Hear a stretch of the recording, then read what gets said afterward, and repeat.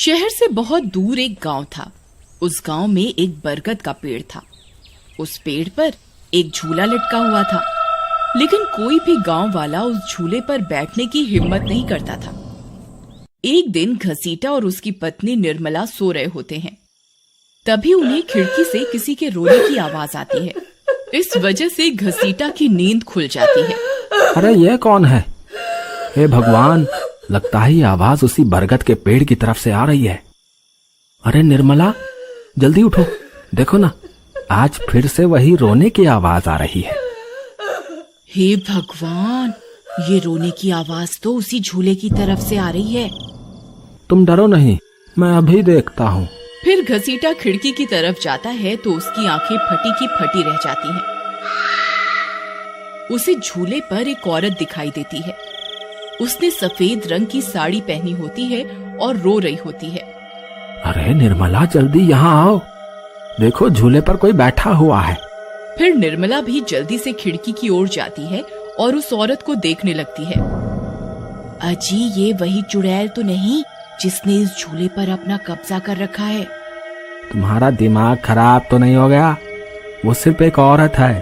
अजी, भला रात के 2 बजे कौन पेड़ के नीचे झूला झूलता है? अब तुम रुको, मैं अभी बाहर जाकर देखता हूँ।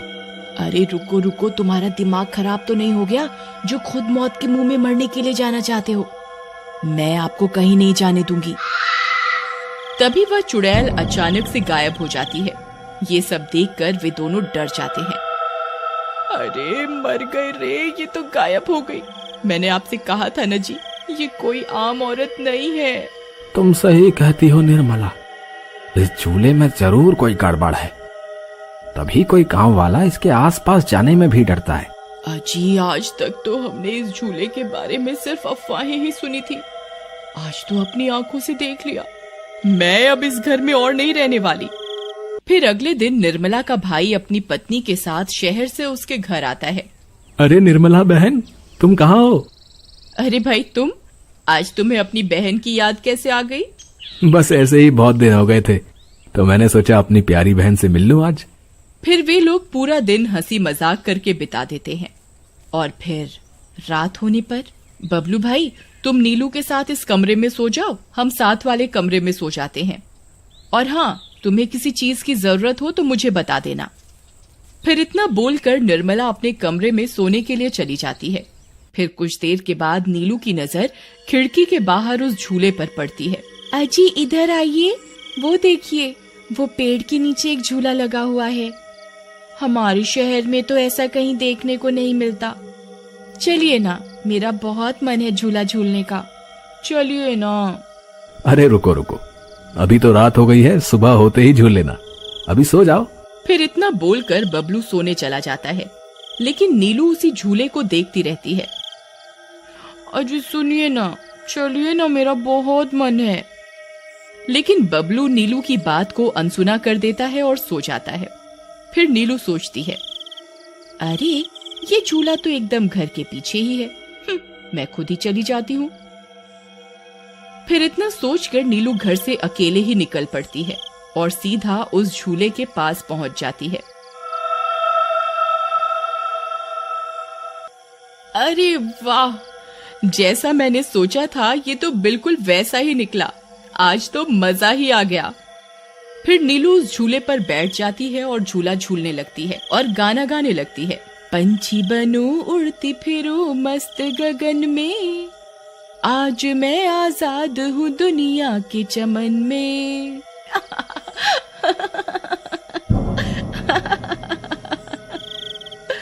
अरे वाह। फिर नीलू कुछ देर रात खुशी खुशी झूला झूलती रहती है। अरे वाह, आज तो मजा ही आ गया। चलो अब घर चलती हूँ, अगर इनकी नींद खुल गई तो ये बहुत नाराज हो जाएंगे। फिर जैसे ही नीलू उस झूले से उतरने लगती है तो उसे महसूस होता है कि किसी ने उसे पकड़ कर रखा है और वो झूले से नीचे नहीं उतर पा रही। वो बहुत डर जाती है। अरे अरे ये क्या, कौन है जिसने मुझे पकड़ कर रखा है? वो इधर उधर देखती है लेकिन उसे कोई दिखाई नहीं देता। अरे मर गई रे, मैं इस झूले से क्यों नहीं उतर पा रही? बचाओ बचाओ, कोई है? अजी सुनते हो, मेरी मदद करो। तभी नीलू की आवाज सुनकर बबलू की नींद खुल जाती है। निर्मला और घसीटा भी उठ जाते हैं और भागते हुए बबलू के पास आते हैं। अरे बबलू, ये तो नीलू की आवाज थी ना, वो कहाँ है? तभी घसीटा की नजर उस झूले पर पड़ती है। उसे नीलू उस पेड़ के नीचे पड़ी हुई दिखाई देती है। हे भगवान, ये क्या अनर्थ हो गया? नीलू उस झूले के पास कैसे चली गई? फिर वे तीनों भागते हुए उस झूले के पास जाते हैं। उन्हें नीलू वहां बेहोश पड़ी हुई मिलती है। हे भगवान, ये तुम्हें क्या हो गया नीलू? नीलू, तुम्हें यहाँ नहीं आना चाहिए था। हे भगवान, अब क्या होगा? फिर वे सब लोग वापस अपने घर आ जाते हैं और सुबह होने पर नीलू को होश आता है। नीलू, तुम ठीक तो हो ना? आज के बाद कभी उस झूले के पास नहीं जाना। उस झूले पर किसी चुड़ैल का साया है। ठीक है दीदी, मैं आज के बाद उस झूले के पास कभी नहीं जाऊंगी। फिर रात होने पर सब सो रहे होते हैं। तभी नीलू की नींद खुल जाती है। उसकी आंखें लाल हो जाती हैं और उसके पैर उल्टे हो जाते हैं और वो घर से निकलकर झूले की तरफ चल देती है और झूला झूलने लगती है।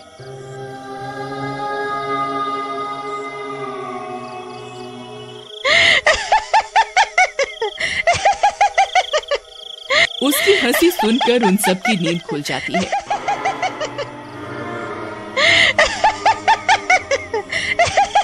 निर्मला और घसीटा भागते हुए बबलू के कमरे में आते हैं और नीलू को वहां ना पाकर परेशान हो जाते हैं।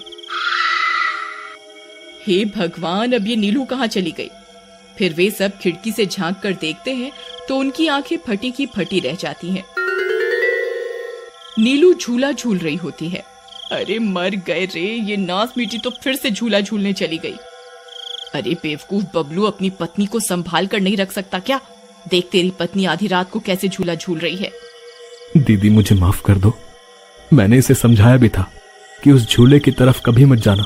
अरे जल्दी चलो, हमें अभी नीलू के पास जाना होगा, कहीं कोई अनर्थ ना हो जाए। फिर वे तीनों भागते हुए उस झूले के पास पहुंच जाते हैं। ए नास मीठी नीलू, चल जल्दी से इस झूले से नीचे उतर। तुझे कल भी समझाया था ना इस झूले की तरफ नहीं जाना। एक बार में समझ नहीं आता क्या?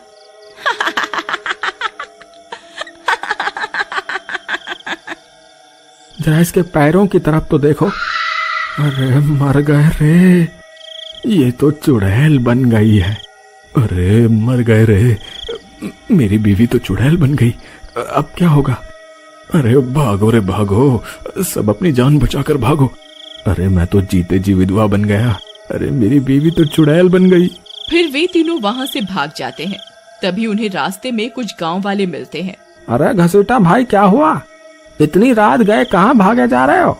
अरे भाई, इसकी पत्नी नीलू शहर से आई थी और रात को वो बरगद के पेड़ के नीचे बंधे झूले पर झूला झूलने चली गई।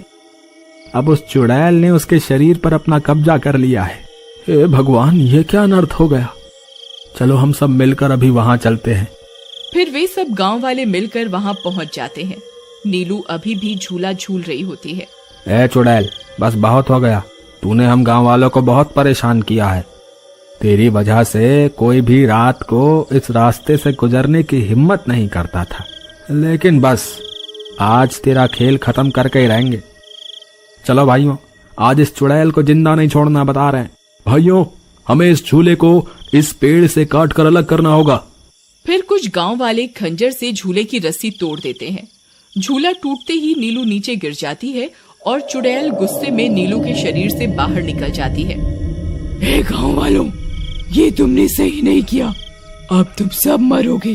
भाई जल्दी से इस झूले में आग लगा दो, हो सकता है इस झूले के जलने से ये चुड़ैल भी मर जाए। तभी एक गांव वाला उस झूले को आग के हवाले कर देता है। उस झूले में आग लगते ही वह चुड़ैल भी तड़पने लगती है और कुछ ही देर में वो भी जलने लगती है।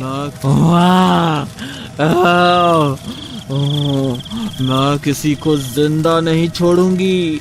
अरे अरे मर गई रे। गांव वालों, मैं तुम्हें जिंदा नहीं छोड़ूंगी। मैं वापस आऊंगी। फिर देखते ही देखते चुड़ैल जलकर राख हो जाती है और गांव वालों को उस भूतिया झूले से छुटकारा मिल जाता है।